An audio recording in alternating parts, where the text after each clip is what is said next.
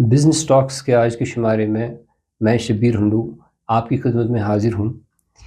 हम ये जानते हैं कि वादी की ज़रख़ेज़ ज़मीन और यहाँ के काबिल लोग आलमी सतह पे अपनी सलाहियतों का लोहा मनवा चुके हैं। लेकिन फिर ये सवाल उठता है कि वादी के अंदर यहाँ पे साइंसी और तहकीकी मैदान में कोई ख़ास ख़ातिर-ख़्वाह काबिल ज़िक्र काम क्यों नहीं होता? क्या वजह है कि हम कोई ऐसी चीज़, कोई ऐसी तजदीद या कोई तहकीक नहीं कर पाए जिसका असर आलमी सतह पे नुमायाँ हो? ये एक ऐसा सवाल है जो हर एक के ज़हन में होता है। तो इस सवाल और इससे जुड़े हुए दीगर सवालों के जवाब ढूँढने के लिए आज हमारे यहाँ बैठे हैं डॉक्टर साद परवेज़ साहब, जो एनआईटी में काम करते हैं, प्रोफ़ेसर हैं, डॉक्टर ऑफ़ इंजीनियरिंग हैं और ये जुड़े हैं उस इंक्यूबेशन सेंटर के साथ जिसका नाम है ग्रीनोवेटर इंक्यूबेशन फाउंडेशन। तो ये उसके को-फाउंडर हैं और साथ में रूह रवां हैं उसके। तो हम इनसे ये बात करेंगे कि यहाँ पे जो मामलात हैं और यही जो सवाल मैंने उठाया, इसी सवाल के साथ इनके साथ गुफ्तगू का आगाज़ होगा। आपका इस्तकबाल है डॉक्टर साहब। बहुत-बहुत शुक्रिया शब्बीर साहब, thank you so much for inviting me. जी, तो यही सवाल मैं आपको भी करता हूँ कि यहाँ पे अगर चलो काबिल हैं, अपना लोहा मनवा चुके हैं, लेकिन फिर यहाँ पे क्या चीज़ है कि यहाँ हम ऐसी कोई तहकीक और ऐसी कोई जिद्दत नहीं ला पाए हैं जो कि आलमी सतह पे नुमायाँ हो? शब्बीर साहब, ये बहुत ही एक अहम सवाल है और बहुत ही इम्पोर्टेंट क्वेश्चन है कि हम कश्मीर में या जम्मू कश्मीर की बात करें तो यहाँ पर हम कोई इनोवेशन या इन्वेंशन जो है वो हमारी internal in with in the state, उसका जो स्टेट है इट्स नॉट वेरी गुड, वो पुअर है। तो सबसे पहले जो इम्पोर्टेंट चीज़ हमने ये समझनी है कि जब भी हम इन्वेंशन की बात करते हैं या इनोवेशन की बात करते हैं या प्रोडक्ट डेवलपमेंट की बात करते हैं, ये वो प्रोडक्ट जो एक नया है और जो मार्केट में प्रिवेलेंट हो जाए और जो कस्टमर्स उसको खरीदें, उसके पीछे एक बहुत डीप रूटेड रिसर्च होता है। जी।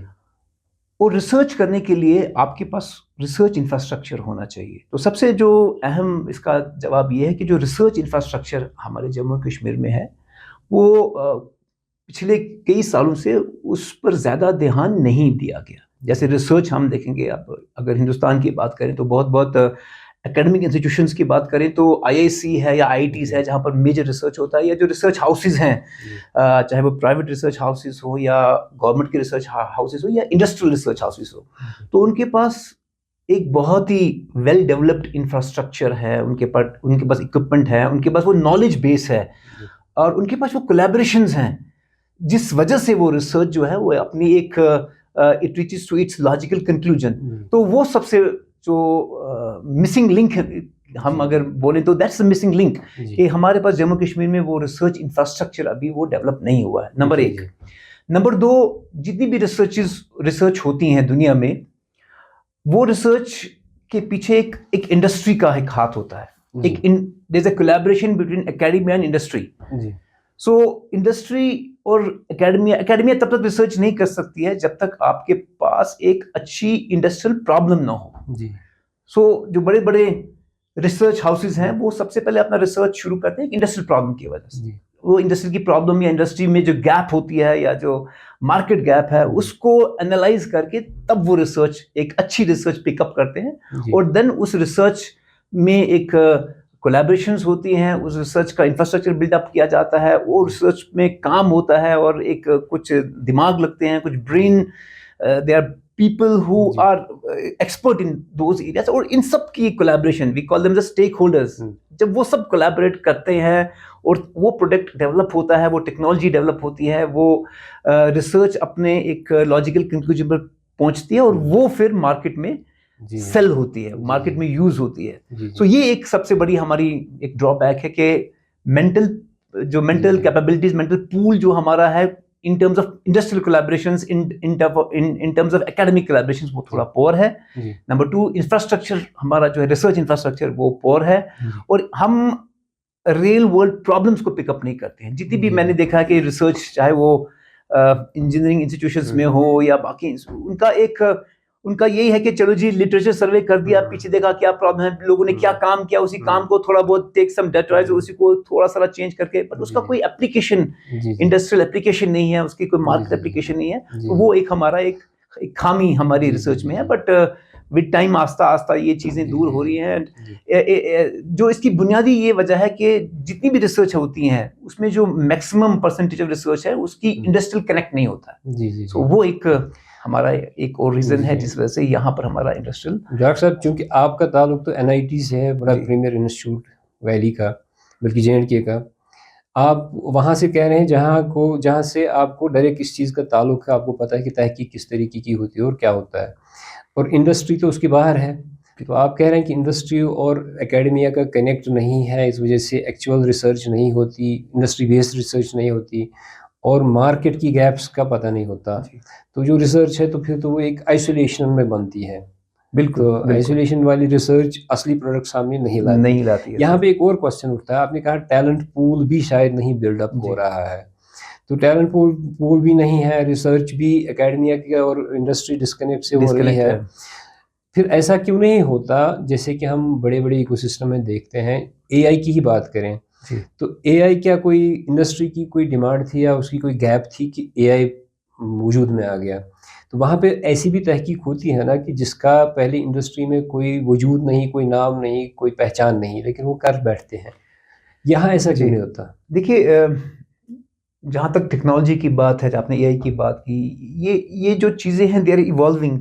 हुँ, ये वक्त के साथ आस्ता आस्ता आस्ता डेवलप होती हैं जी, और इसमें इसमें बहुत जी, जो स्टेक होल्डर्स हैं, there are um, multiple stakeholders जो इसमें हुँ, काम करते हैं। हुँ, अब देखिए when we talk about the big economies, आप यूएस की बात करें या हुँ, चाइना की बात करें या हुँ, यूरोपियन कुछ कंट्रीज हैं जहाँ पर एक कॉन्टिन्यूस रिसर्च होता है। जी, एक रिसर्च को करने के लिए आपके पास अच्छी फंडिंग होनी चाहिए। हुँ, देखिए फंडिंग के बगैर आप रिसर्च नहीं कर नहीं सकते, तो होगी। ये एक बहुत ही अहम गैप है। जी, जो जी, आपके जी, सवाल का ये जवाब है कि हमारे पास वो रिसर्च फंडिंग नहीं है हुँ, जो वाकई कोई नई चीज बना सके जी, या जो एग्जिस्टिंग टेक्नोलॉजीज हैं उसमें कुछ नई चीज ऐड कर जी, सके, जी, टेक्नोलॉजी को चेंज कर सके। जी, तो ये सारी जो बड़ी बड़ी रिसर्चें हैं they um, happen with lot of um, resource inputs, um. Lot of funding I think funding I think agencies जो हैं। I think vision is also one of the vision factors is very which important factor. वही हुँ, जो जो mental capabilities हुँ, हैं, intellectual capabilities हैं, जी, जी, वो pool जब तक आपके साथ जुड़ेगा नहीं, जी, जी, आपके पास नई टेक्नोलॉजीज जी, डेवलप जी, जी, नहीं होंगी। तो ये जी,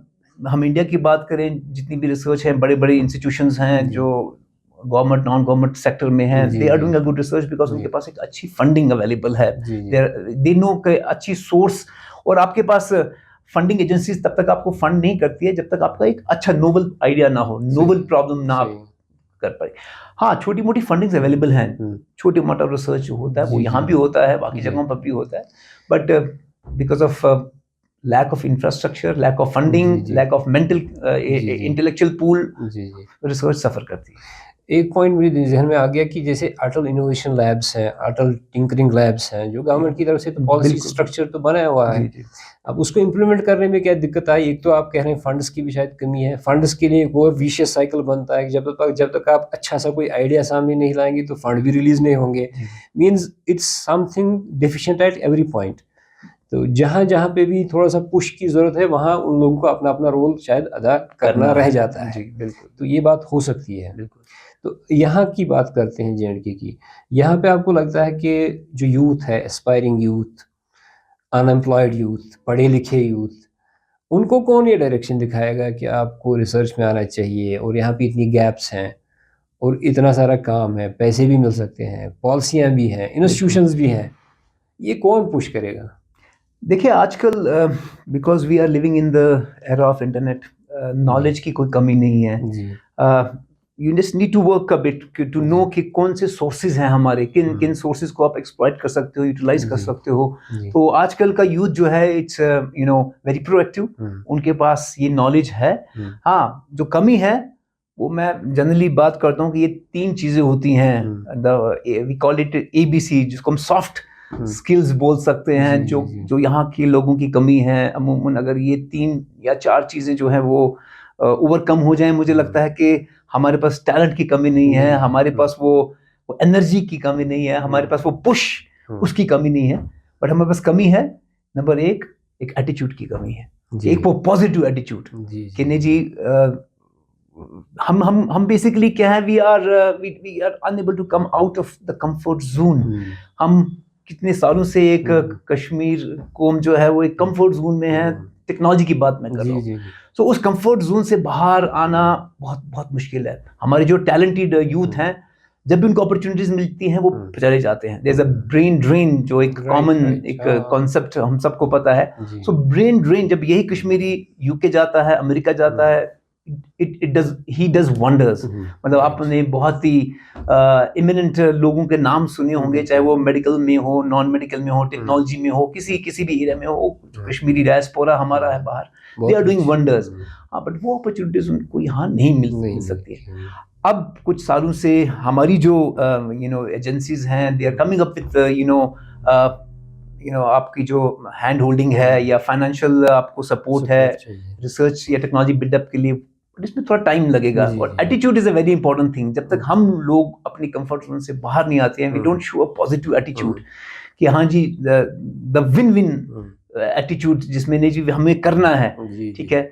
सो we are afraid of failures. मैंने ये देखा हमारा यूथ जो है वो तैयार नहीं है फेलियर को एक्सेप्ट करने के लिए, because we always say that innovation में हम ये कहते हैं कि फेलियर जो है it's a stepping stone towards success. अगर आप थॉमस एडिसन की बात करें कि जो इलेक्ट्रिक बल्ब उसने किया, कहते हैं कि 999, दैट्स व्हाट पीपल से, दैट्स व्हाट द बुक से, तो उसका 1000 एक्सपेरिमेंट था, वहां पर सक्सेस आया। सो 999 फेलियर्स उसको मिले, बट हम चंद ही फेलियर के बाद हम हथियार छोड़ के भाग जाते हैं। we think that नहीं, ये हमारा it's not our cup of tea. वो मोटिवेशन नहीं है, वो the fire in the belly जिसको हम कहते हैं, वो पैशन जो है वो मिसिंग है। So attitude is very very important concept. Then come to be behaviour, एक इंक्लूसिव बिहेवियर, एक वो बिहेवियर जिसमें डिसिप्लिन हो, जिसमें एक लगन हो, किसी काम करने की, रिसर्च करने की लगन हो। मैंने अमूमन देखा है कि जो भी रिसर्च हम करते हैं वो एक हाफ हार्टेडली करते हैं, because we just want to do it for the hack of it. भैया मुझे डिग्री चाहिए, मुझे मास्टर्स चाहिए, मुझे पीएचडी चाहिए, वो डिग्री का वैल्यू मेरे लिए बहुत है। तो उसके लिए 4 साल 5 साल 6 साल हमारे जो बच्चे हैं वो because they don't have anything to do. जब बच्चों के पास कुछ होता नहीं है, देन दे, भैया आपको आजकल के इंस्टीट्यूशंस में, यूनिवर्सिटीज में पीएचडी जो बच्चा करता है उसको अच्छा खासा स्टाइपेंड मिल जाता है, 40-50-60 हज़ार मिल जाता है, उसमें भी सेटिस्फेक्शन मिलती है, बट बहुत कम है। I would not mind to say only 2% और 3% और 4% ऐसे स्टूडेंट्स हैं जो वाकई रियल रिसर्च करते हैं, सीरियस रिसर्च करते हैं, जो प्रोटेक्टिव रिसर्च की हम बात करेंगे, जो जिसमें विजन भी है, जिसमें एक गोल भी है, ऑब्जेक्टिव्स भी हैं, और कोलैबोरेशंस भी हैं। आपको पता है भैया बाहर क्या चल रहा है और क्या किस रिसर्च की हमको जरूरत है। सो बाकी जो 95% 94% रिसर्च है वो it's just for the hack of doing it. So attitude is very important, good behaviour is important, inclusive culture. See, जब तक ये कल्चर बिल्टअप नहीं होगा, रिसर्च कल्चर यूनिवर्सिटीज में, इंस्टीट्यूशन में, जब तक वो कल्चर बिल्टअप नहीं होगा, तब तक मुझे नहीं लगता कि हम वो एक कट थ्रोट रिसर्च की तरफ, एक ऐसी रिसर्च की तरफ कदम रख पाएंगे जिसका एक रियल आउटपुट हो और जिसकी एक्सेप्टेंस पूरी दुनिया में हो। सो वी हैव टू, इसी दूसरी इंपॉर्टेंट चीज जो है कि हमें, we don't have to compete with what others are doing. हमको वो कोई ऐसा रीइन्वेंट व्हील नहीं करना है, हमें we have to look for our own. मैं आपके जो सोर्स है उसके थ्रू ये एक मैसेज पहुंचाना चाहता हूँ कि आप वो रिसर्च करें जिसका कोई लोकल ऑब्जेक्टिव हो, लोकल आउटपुट हो। हमें वो चीज नहीं करना है जो already people have done it, वो बड़ी इंपॉर्टेंट चीज है। इसी पॉइंट को लेके मुझे अब आपके ही GIF की तरफ ध्यान जा रहा है कि आपका जो ग्रीनोवेटर है ये कॉन्सेप्ट कैसे आया है, क्योंकि आप जो बात कह रहे हैं तो ये मुझे लग रहा है कि यहाँ का माहौल जो हमें डिमांड कर रहा है, यहाँ की जो इंडस्ट्री हमें डिमांड कर रही है वो ज़्यादा सस्टेनेबिलिटी की तरफ कर रही है, क्योंकि हमारे यहाँ ये एक फ्रेजाइल इकोसिस्टम है जिसमें हम रह रहे हैं, ग्रीन ही है सारा यहाँ। तो इसी को लेके शायद ये नाम भी पड़ गया होगा आपके इस इंक्यूबेशन सेंटर का। तो इसका मकसद बताइए, इसका क्या कनेक्शन है रिसर्च के साथ और इंडस्ट्रियल आउटपुट के साथ? देखिए, ये हमने जो इंक्यूबेशन का कॉन्सेप्ट है NIT श्रीनगर में, ये 2015 से शुरू किया। We started with innovations. आस्ता आस्ता हमने इनोवेशंस और एंटरप्रेन्योरशिप डेवलपमेंट की बात की, और जो यहाँ का यूथ है उनको साथ लिया, जो ग्रीन टेक्नोलॉजीज हैं, because you see we have to understand आजकल it's a global phenomena when we talk about sustainability, जो कार्बन फुटप्रिंट्स को कम करना है और एक पर्टिकुलर लेवल से ज्यादा नहीं होना चाहिए, तो वो कॉन्सेप्ट हमारा ये दिमाग में आया कि भैया incubation centre which are very important centres to for technology development, for innovations. तो ग्रीन को कॉन्सेप्ट नहीं था इनोवेशन सेंटर्स में ऑल ओवर इंडिया। तो हमने ये हमारे जहन में है कि why if we are starting an incubation center, why shouldn't we call it a green incubation center, कि जहाँ पर green technology, because Kashmir is in line with the word green, है ना, यहाँ ग्रीनरी है, यहाँ पर फॉरेस्ट है और बहुत एक रिसोर्सेज हैं जो कुदरत ने हमको यहाँ पर नेचुरल रिसोर्सेज दिए हैं, उनको हम कैसे यूटिलाइज करें, एक्सप्लॉइट करें, ताकि हमारी जो सस्टेनेबिलिटी इश्यूज हैं वो हम इस इंक्यूबेशन सेंटर में लेकर टेक्नोलॉजीज को डेवलप कर सके। तो दैट वाज द कॉन्सेप्ट। जी।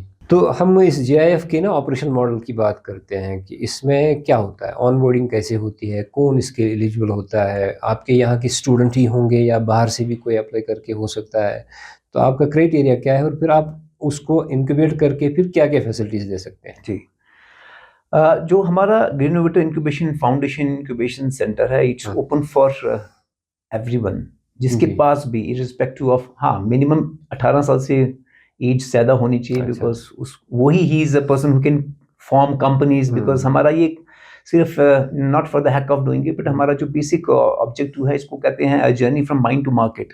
सो हमारा एक माइंड आ गया, माइंड में जो आइडियाज़ हैं, अच्छे अच्छे आइडियाज़ हैं, इनोवेटिव आइडियाज़ जो बच्चों के पास हैं या किसी के पास भी हैं, उन आइडियाज़ की हैंड होल्डिंग करके हम कैसे उसको मेंटरिंग प्रोवाइड कर सकें, और मेंटरिंग करके and then how that idea could be converted into a tangible product और a service which has a commercial value. So ये इंक्यूबेशन जो हमारा जीआईएफ है उसका ये कॉन्सेप्ट है। तो उसमें एलिजिबिलिटी क्राइटेरिया ये है कि हमारा हर एक इंक्यूबेशन सेंटर में प्रपोजल्स आते हैं, साल में 2, 3, 4 बार, डिपेंड करता है हमारी कैपेसिटी पर। सो प्रपोजल्स जब भी आते हैं, then we look for good ideas. हमारे पास जितने भी आइडियाज आते हैं उनको हम स्क्रूटनाइज करते हैं, हम देखते हैं कि हमारे जो बच्चों के आइडियाज हैं वो कितने वाइबल हैं। तो एक वाइबिलिटी स्टडी होती है, कितने प्रैग्मेटिक हैं, कितना उसमें पोटेंशियल है, और जो ग्रीन आइडियाज हैं, मतलब जो ग्रीन टेक्नोलॉजीज को लेकर है, उनको हम ज़्यादा प्रेफरेंस देते हैं। जिसका मैं एग्जांपल भी आपको दे सकता हूँ कि हमारे पास 2 स्टार्टअप्स आज प्रेजेंटली काम कर रहे हैं। एक कर्व इलेक्ट्रिक का नाम आप सबने सुना होगा, जो ई मोबिलिटी हमारे वादी में ई बाइक्स हैं, तो उनका भी they are working on idea to battery management कैसे कर सकें, और जो साइकिल्स में वो बैटरीज यूज करते हैं उसमें कुछ टेक्नोलॉजी डेवलप करना चाहते हैं। So they have joined us and they are working on those innovations के चार्जिंग जो प्रॉब्लम्स होती हैं साइकिल्स में कि आपने प्लग इन करना है, तो हम एक कुछ कैसे एक चार्जिंग स्टेशंस उनके लिए नए चार्जिंग स्टेशंस डेवलप कर सके ताकि चार्जिंग डिफिकल्टीज जो है उन साइकिल में वो मिनिमाइज हो सके। तो वो एक कॉन्सेप्ट है जो हम which we can call as a green concept, green technology जो हम डेवलप कर रहे हैं। दूसरा जो सबसे इम्पोर्टेंट स्टार्टअप है जो ग्रीन सस्टेनेबल टेक्नोलॉजीज पर काम कर रहा है, that is JK green tech. So उसमें कुछ लोग हैं, they were not students but they were people from outside, जिनके पास बड़ा अच्छा आइडिया था कि भैया यहाँ पर बहुत पोटेंशियल है। एक मिसनॉमा था कश्मीर में, even with people affiliated with government, कि भैया कश्मीर में सोलर का कोई पोटेंशियल नहीं है। ये पहले कहते थे, मगर अब लोगों को पता है कि Jammu and Kashmir has a ट्रेमेंडस solar potential, और अनफॉर्चुनेटली लोगों को ये कॉन्सेप्ट नहीं था, तो टेक्नोलॉजीज नहीं आ पाई। बट कुछ सालों से there are people who are working on the solar energy potential, and then ये जो हमारे पास जेके ग्रीन टेक है, एक सोलर वॉल का कॉन्सेप्ट है जो बाहर यूरोप में हम यूज करते हैं, तो वो उस पर काम कर रहा है। They want to develop a technology in solar wall. So इसमें ऐसा है कि जो हम विंटर में देखते हैं कि जितनी भी हमारे पास सन रेज होती हैं, चाहे वो कम हो, उसका टेम्परेचर बहुत कम, but still it has a potential कि we can capture the heat from those solar rays, जो सोलर एनर्जी हम जितनी भी है, क्योंकि हमने साउथ फेस में उसको रखना है। तो साउथ फेस में हम अपने सोलर वॉल बना के, सोलर वॉल का बेसिकली कॉन्सेप्ट यही है कि कैसे एनर्जी, सोलर एनर्जी को जो एयर होती है, बिकॉज एयर का टेम्परेचर बहुत कम होता है विंटर्स में, माइनस में भी कभी कभी टेम्परेचर जाता है, तो वो एयर हम पास करेंगे थ्रू अ वॉल, जो जिसमें डक्ट्स होते हैं, और जितनी भी सोलर कलेक्शन होगी, सोलर पैनल के थ्रू वो उसका टेम्परेचर चेंज करेगी। और ये एक मल्टीपल पासेस करके जब ये हवा अंदर आएगी आपके घर में, उसका टेम्परेचर पॉजिटिव होगा और अच्छा होगा। तो वो that's a concept, it's a concept. तो ये एक, और ये जगह ग्रीन टेक जो है, दे आर इनटू सोलर। अब ये सोलर पैनल्स बहुत ज्यादा फिट कर रहे हैं हाउसेज में। और सबसे जो हमारा यहाँ इम्पोर्टेंट कॉन्सेप्ट है कि हमारे जो स्ट्रक्चर्स हैं, जितने भी स्ट्रक्चर्स हैं, चाहे वो रेजिडेंशियल स्ट्रक्चर्स हो या कमर्शियल स्ट्रक्चर्स हो, हमें कोई सस्टेनेबिलिटी का कॉन्सेप्ट नहीं है। अफसोस से कहना पड़ता है कि जो हमारा आर्किटेक्चर है, जो आर्किटेक्ट्स हैं, और क्योंकि आर्किटेक्ट्स वही आपको देंगे जो आप डिमांड करेंगे। सो हमारे जो लोग हैं उनको ये लगता है भैया, even they have lot of money, वो बड़े बड़े महल भी बनाएंगे, बड़े बड़े घर भी बनाएंगे, मगर किसी होगा सारा उसका उनको ज्यादा शो चाहिए, उनको इंटरनल आर्किटेक्चर चाहिए। बट दे डोंट अंडरस्टैंड कि अगर आप कोई लाइफ साइकिल डिजाइन की बात करेंगे, तो वो लाइफ साइकिल नहीं है कि कितना पैसा आपको लगेगा उसको हीट करने में। बिकॉज कश्मीर से कोल्ड रीजन आपका, या से अक्टूबर से लेकर मार्च अप्रैल तक आपको हीटिंग की जरूरत होती है। और अगर आप उसको कन्वर्ट करेंगे into monetary values, you will find कि हम हजारों रुपए जो है वो हीटिंग पर खर्च करते हैं। बट अगर आप थोड़ा सा पैसा स्मार्ट स्ट्रक्चर्स पर, से फॉर एग्जांपल इंसुलेशंस हैं, वो वन टाइम एक्सपेंडिचर है आपके पास। जनरली यहाँ पर हम ब्रिक वॉल बनाते हैं। हमें ये पता होना चाहिए कि brick wall is a very poor conductor. और ये जो है, इसकी जो थर्मल इंजीनियरिंग में इसको आर वैल्यू कहते हैं। It has a very bad R value. तो यानी कि ये इट डजंट इंसुलेट। आप जितनी भी हीट जनरेट करते हैं, ये आपके वॉल्यूम से ये डिसिपेट हो जाती है, बाहर हो जाती है।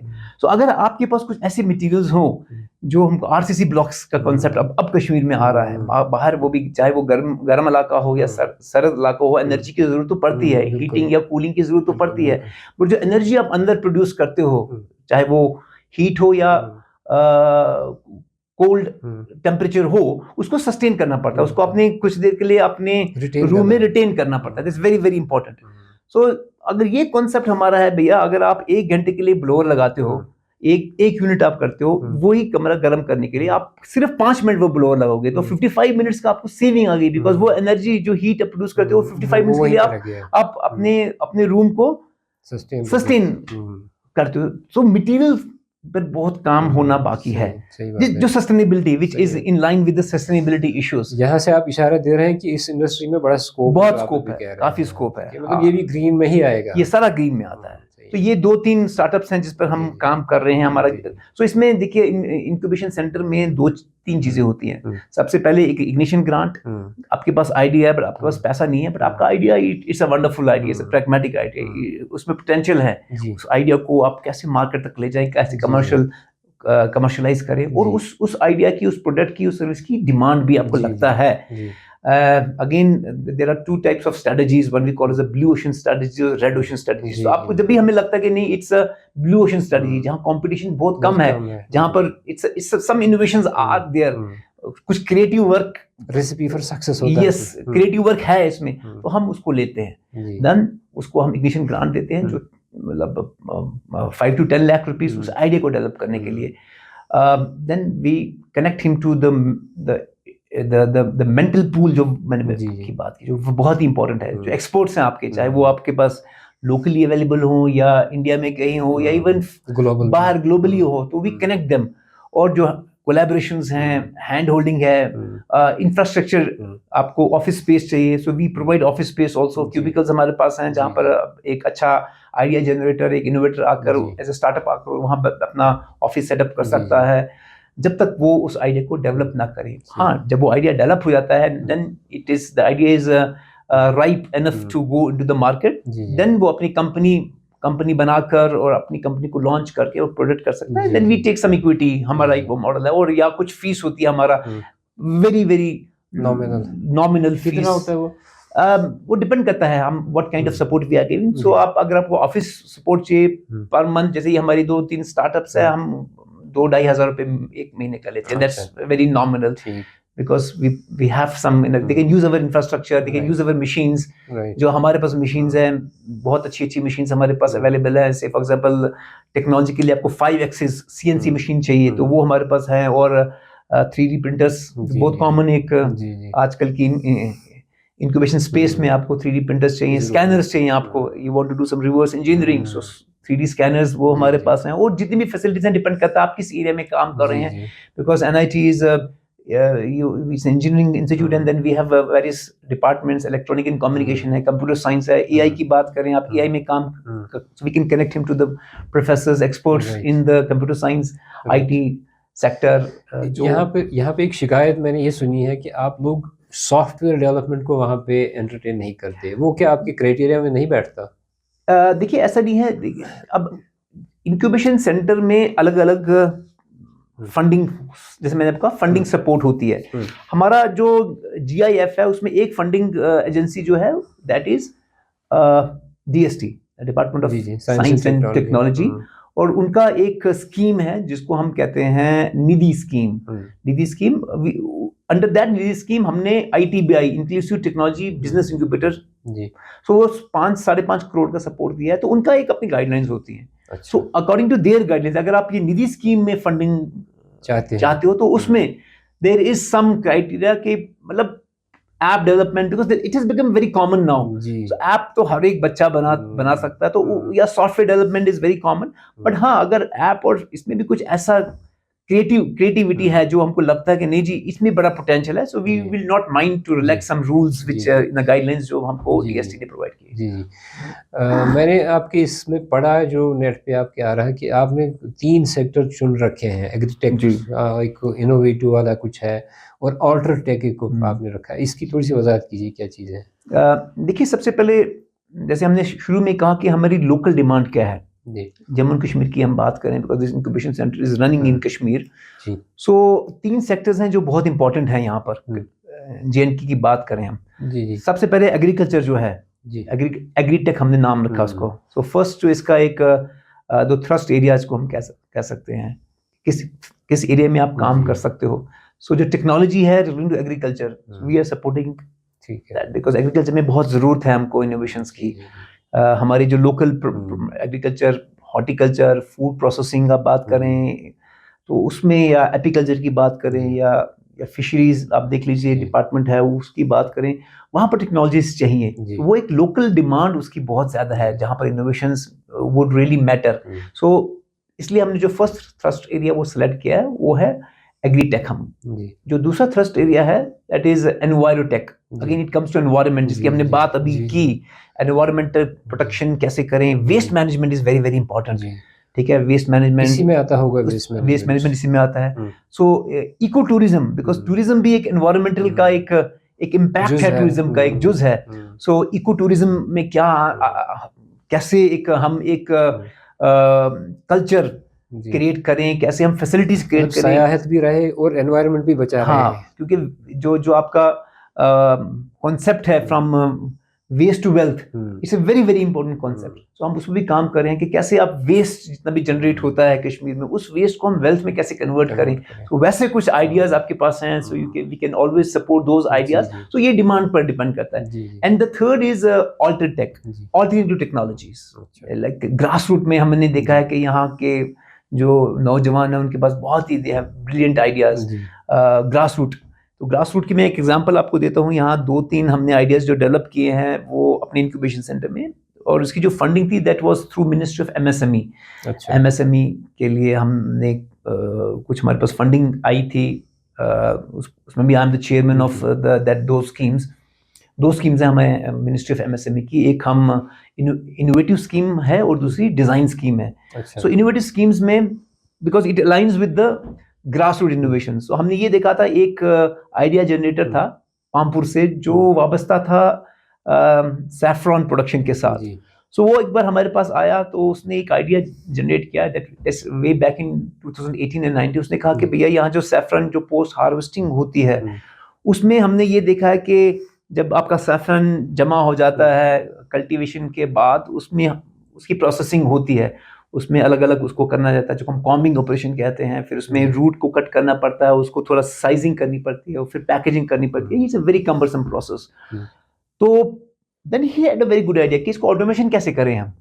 तो हमने एक I would not hesitate to say कि ये एक बहुत बड़ी एक इनोवेशन है जो ग्लोबली ऐसी कोई मशीन अवेलेबल नहीं है। हमने एक सैफरॉन प्रोसेसिंग मशीन डेवलप की विद एमएसएमई सपोर्ट, जिसमें हमने कम से कम 15 लाख का जो फंडिंग थी वो एमएसएमई के थ्रू आई, और हमने वो मशीन डेवलप की। और उसकी जो टेक्नोलॉजी है, क्योंकि आप सैफरन एक बहुत टेंडर एक जो स्टिग्मा होता है उसका, एक फूल में 3 स्टिग्मास होते हैं, तो उस स्टिग्मा को जब निकाला जाता है एक बंच के शेप में आता है, तो उस बंच को मैन्युअली अगर करेंगे उसमें बहुत टाइम लग जाता है, बहुत एफर्ट लगती है, और जो करने वाला है उसमें अपनी एर्गोनॉमिक प्रॉब्लम्स बहुत आती हैं, बैक एक हो गया या आई प्रॉब्लम्स होगी, फिर या हैंड मूवमेंट्स बार बार होती हैं। तो ये आप उस मशीन में डाल दीजिए, ऊपर से वो प्रोसेसिंग करेंगी, उसमें बहुत ही कॉम्प्लेक्स इंजीनियरिंग गई है उसको डिज़ाइन करने में।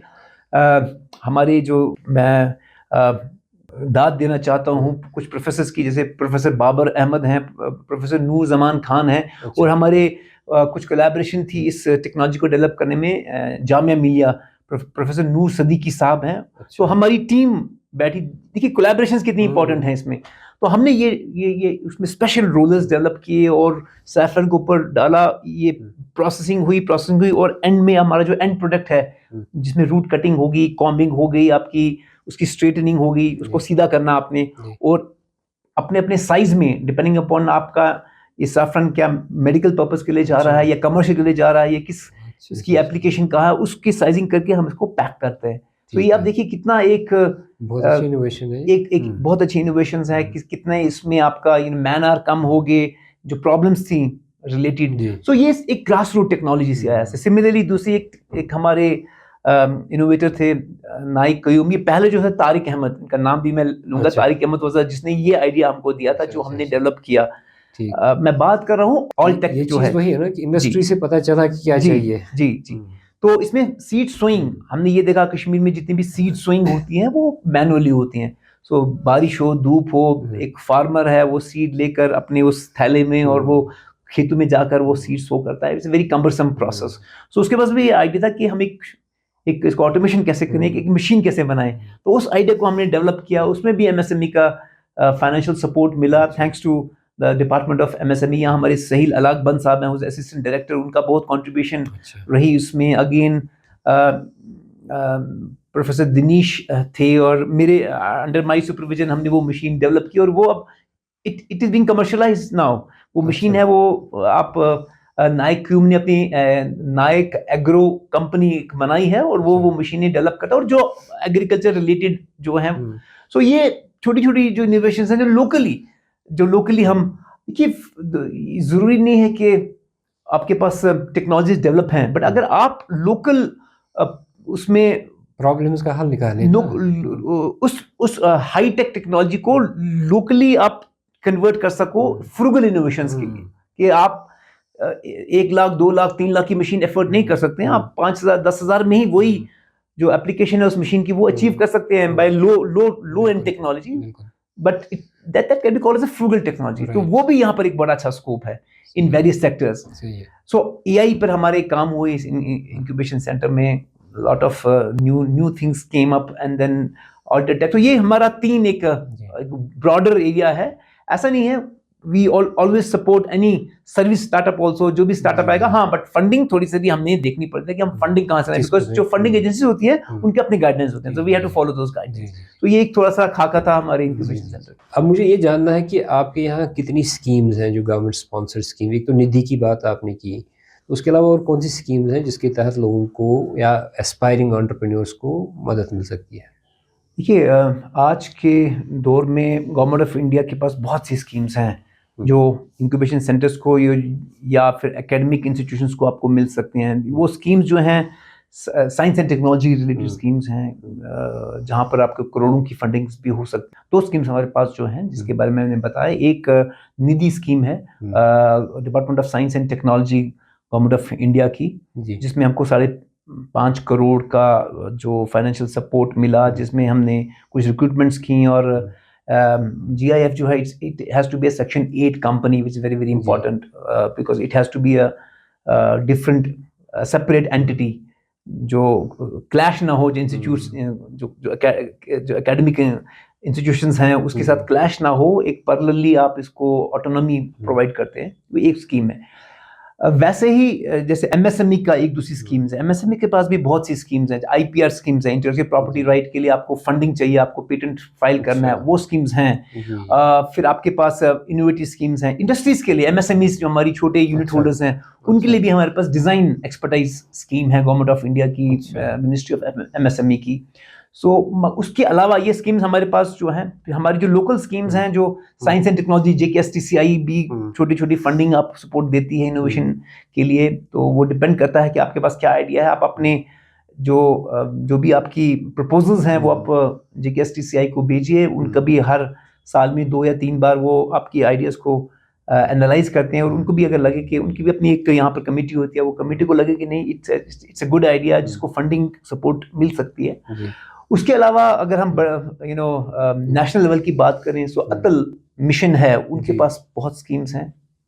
देन बायरैक एक बहुत अच्छी स्कीम है बायोटेक्नोलॉजी में, जो अगर आप बात करें तो ये स्कीम्स के लिए अभी फिलहाल हमारे पास 2 स्कीम्स है, बट आजकल की डेट में अगर आपके पास एक अच्छा प्रपोजल हो, if you write a good proposal at the individual level या at the institution level, academic institutions level पर, आप ये स्कीम्स जो हैं ये गवर्नमेंट ऑफ इंडिया को उनका भी एक एनुअली 1 या 2 बार वो आपकी proposals they call for the proposals is there, and आप अपने प्रपोजल भेजें, और अगर आप वो स्टडी करते हैं, अगर उनको लगेगा कि आपके इंस्टीट्यूट में वो पोटेंशियल है, सो स्कीम्स आपको मिल सकती हैं, और आपको मॉनेटरी जो सपोर्ट है आपके स्टार्टअप्स के लिए या इनोवेशंस के लिए या रिसर्च के लिए वो आपको मिल सकता है। तो स्कीम्स की आजकल कमी नहीं है।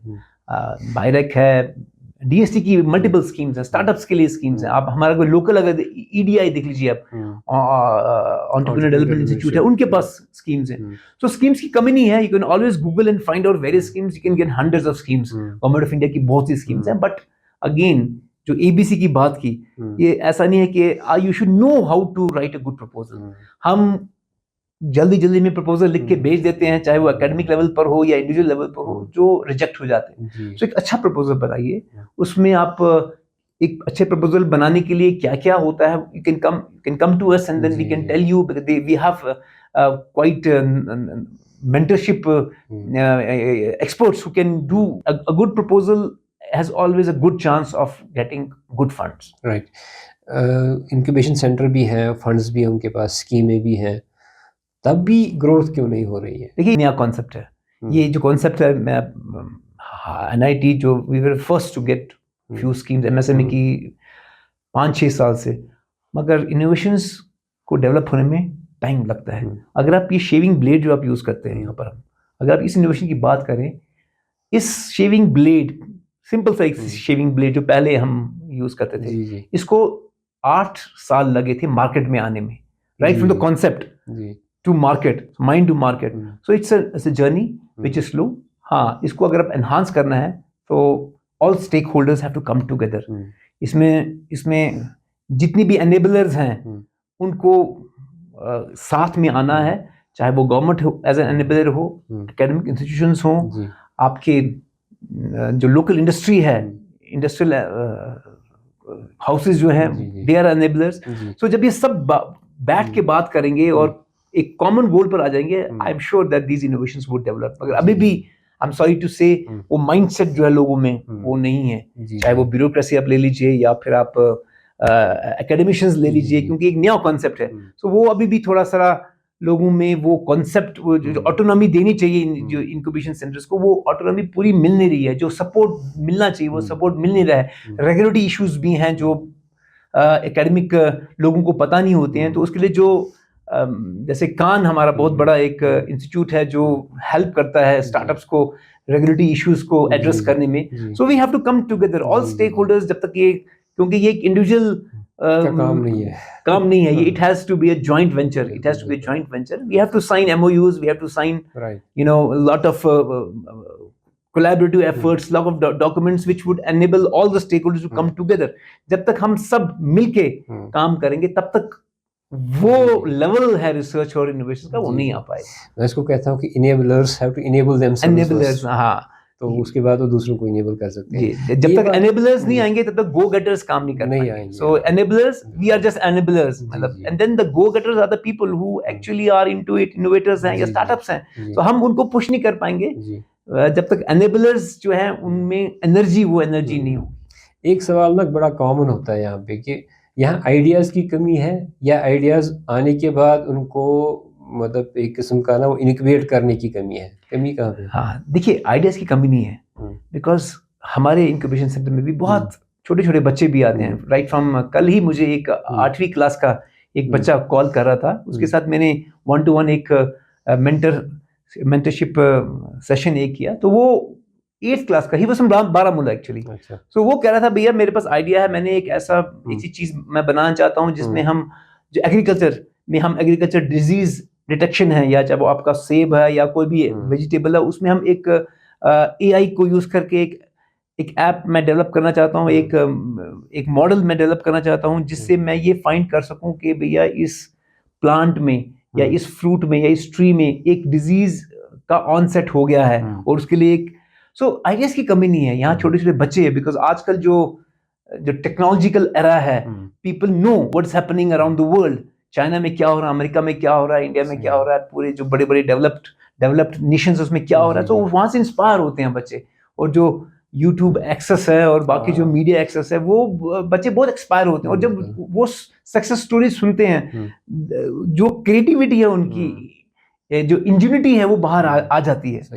बट उनको कैप्चर करना बहुत डिफिकल्टी है कि उसको हम कैसे एक लॉजिकल कंक्लूजन, जैसे मैंने कहा, उस पर लाए। All stake holders have to come together और उनको सपोर्ट देना है। वी कैन नॉट, जैसे एकेडमिशियंस में एक प्रॉब्लम है, एकेडमी में ये प्रॉब्लम है कि उनको लगता है जो उनको आता है वही सब कुछ है, वो नई चीज को एक्सेप्ट नहीं कर पाते हैं। But the academicians have to change, the professors have to change, चाहे वो यूनिवर्सिटीज के हों। मेरी बात कुछ लोगों को बुरी भी लगेगी, मगर इनोवेशन तब तक नहीं इमर्ज होंगे, तब तक नहीं एक लॉजिकल कंक्लूजन में नहीं पहुंचेंगे, तब तक हम एक अच्छी तरह चाहे वो एक बहुत आपको ये एक घिसा पिटा आइडिया भी लगे, तब तक हम सुने ना। So we have to listen, we have to keep our calm, we have to listen to idea generators, उनको मोटिवेट करना, उनको बिठाना, तब वो पैशन। हमारी एकेडमिशियंस जनरली क्या कहते हैं, immediately when they hear something which doesn't go in line with their thinking, हम उसको रिजेक्ट कर देते हैं। तो उससे जो बच्चा है वो बहुत डिमोटिवेट हो जाता है। तो ये बहुत सी चीजें हैं, ये कुछ चीजें हैं जो मैंने बताई, which can really motivate innovations and which can really help new technologies, new products to develop. जी, अब आखिर में एक क्वेश्चन आपसे पूछ रहा हूँ कि एक एस्पायरिंग यूथ होगा, इसको आइडिया भी आ रहा है, अभी एक स्टार्टअप बनाना चाहता है, अब इसको सिस्टम से या तो सिस्टम के अंदर नहीं जा पा रहा है, बड़ा कंफ्यूज है, आपके पास ऐसा बंदा कोई आए तो आप इसको कैसे मोटिवेट करेंगे? देखिए, ये एक बहुत कॉमन क्वेश्चन है, what to do with an idea. Ideas बहुत हैं, पर उस आइडिया को कैसे अब नर्चर करें, वो इंपॉर्टेंट चीज़ है। सो इंक्यूबेशन सेंटर का ये रोल आता है। इंक्यूबेशन हमारे पास जो भी आता है, बहुत से ऐसे आइडिया जनरेटर्स आते हैं, यूथ आते हैं, बच्चे आते हैं, इनके पास आइडिया होता है। तो द फर्स्ट स्टेप इज उस आइडिया को समझना। ये जरूरी नहीं कि वही आइडिया जो इसके पास हो वो ही एक गेम चेंजिंग आइडिया हो, बट उस आइडिया को डेवलप करना इंक्यूबेशन सेंटर का यही काम है, वो आइडिया को समझना फ्रॉम माई एंगल, एंड जो बोलने वाला है और जो सुनने वाला है, how do they connect that idea, और उस आइडिया को कैसे डेवलप किया जाए, उसमें what are the detours, what could be the add ons to those ideas, जो आप उस आइडिया को कमर्शियल लाइन पर डेवलप करें। तो हमारा यही काम है कि अगर अच्छा आइडिया है बच्चे के पास, वो आइडिया लेकर हमारे पास आए, या जितने भी इंक्यूबेशन सेंटर्स हैं, कॉस्ट ये डिपेंड करता है कि आप किस सेक्टर के अंडर हैं। अगर आप एग्रीकल्चर या हॉर्टिकल्चर या एपीकल्चर या बाकी जो रिलेटेड टेक्नोलॉजीज हैं, वो कुछ आइडिया है, आप स्क्वाश जा सकते हैं। IOST is doing a good job. NIT जो है टेक्नोलॉजिकल आइडियाज हैं, जो हमारी स्ट्रेंथ है, से for example electronics and communication हमारे पास है, हमारे पास मैकेनिकल इंजीनियरिंग है, हमारे पास सिविल इंजीनियरिंग है, हमारे पास केमिकल इंजीनियरिंग है, जो भी रिलेटेड टेक्नोलॉजीज हैं या ग्रास रूट टेक्नोलॉजीज हैं, तो वो टेक्नोलॉजीज लेकर हमारे पास आए। आपके पास आइडिया है, हमारा काम होगा आपका आइडिया को सुनना और उस आइडिया में एक वैल्यू ऐड करना। जब तक उस आइडिया में आप वैल्यू ऐड नहीं करेंगे, वैल्यू ऐड का मतलब होता है राइट फ्रॉम जो टेक्निकल फिजिबिलिटी है वो स्टडी करनी है, फाइनेंशियल फिजिबिलिटी है जी। या कमर्शियल फिजिबिलिटी है, उन जी। तीनों फिजिबिलिटीज को स्टडी करके उसको डेवलप करना और इस स्टेज पर ले आना कि वो आइडिया जो एक कॉन्सेप्ट ही है, उस कंसेप्चुअल डिजाइन हम कहते हैं जी। उसको, कंसेप्चुअल डिजाइन को कैसे एक इंजीनियरिंग डिजाइन में चेंज करें, जी। उस इंजीनियरिंग डिजाइन को कैसे हम एक पीओसी में, प्रूफ ऑफ कॉन्सेप्ट जी, में जी। कन्वर्ट करें, उस पीओसी को हम कैसे एक प्रोटोटाइप में कन्वर्ट करें और उस प्रोटोटाइप को कैसे एक वर्किंग मॉडल में कन्वर्ट करें। तो जी। ये हमारा काम होता है, जी। चाहे वो सर्विस सेक्टर में भी हो या एक प्रोडक्ट डेवलपमेंट में हो जी। या किसी भी टेक्नोलॉजिकल सेक्टर में हो, तो वो हमारा काम है। हाँ, उसकी इंडस्ट्रियल एप्लीकेशन, जी। उसमें हमने कुछ अपने, जैसे हमने कहा स्टेक होल्डर्स हैं, industry is a very very very important stake holder, right. We can connect it to the industry, industry के एक्सपर्ट्स हैं उनको भी हम ला सकते हैं अपने यहाँ पर, ताकि वो अपने इनपुट्स दे सके, भैया क्या चलता है इंडस्ट्री में, क्या मार्केट में चलेगा, क्या नहीं चलेगा। सो इसमें एक जो कॉन्सेप्ट है, एक जनरल कॉन्सेप्ट, डिजाइन थिंकिंग का concept, which is very very important. अगर ये 5 स्टेजेस होते हैं डिजाइन थिंकिंग के, किसी भी आइडिया को डेवलप करने में। The first is empathy. Empathy में ये है कि आपका जो आइडिया है वाकई ये कोई प्रॉब्लम सॉल्व कर रहा है, सो मार्केट, हमारे कस्टमर्स क्या चाहते हैं, उनकी डिमांड क्या है, so to understand, to be in the shoe of a customer is very very important. Pain points क्या है वो एड्रेस करना, उसके बाद उस आइडिया को डिफाइन करना, एक प्रॉपर डेफिनेशन होनी चाहिए, उसके बाद प्रोटोटाइप डेवलपमेंट, जहां पर इंक्यूबेशन सेंटर्स का बहुत इंपॉर्टेंट हाथ है, फिर उसकी टेस्टिंग करना, क्या ये टेस्ट सक्सेसफुल है, is it in line with the market forces, commercial forces की लाइन में है, एंड देन उसको लॉन्च करना, एग्जीक्यूट करना। उसमें एक जो भी रेगुलेटरी इश्यूज हैं, काम बहुत इंपॉर्टेंट काम कर रहा है रेगुलेटरी इश्यूज को एड्रेस करने के लिए, देन मार्केट आएगा। जी, फिर मार्केटिंग उसकी आगे, कैसे आप मार्केटिंग करेंगे और कैसे कमर्शलाइज करेंगे, और उसका एक्सेप्टेंस क्या है, who is going to, either you are going to do it yourself, या आप किसी इंडस्ट्रियल हाउस के पास जाकर अपने जो प्रोडक्ट या सर्विस है वो आप कर सकते हैं। पेटेंट, इंटेलेक्चुअल प्रॉपर्टी भी बहुत इंपॉर्टेंट इसमें कॉन्सेप्ट है। तो ये तमाम इश्यूज जो हैं वो एड्रेस होते हैं इस जर्नी में। So it's a journey from mind to market. Right. Creativity is the first step and entrepreneurship is the third and the last step.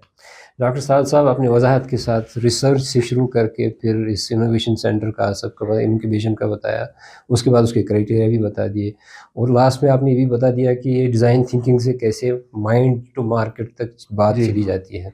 आपका बहुत बहुत शुक्रिया यहाँ हमारे पास आने के लिए। Thank you so much Shabir साहब, आपने मुझे इन्वाइट किया, and this is a very important issue which need to be discussed, and all stakeholders must come together. Thank you very much. Thank you, sir. Thank you so much. Yeah.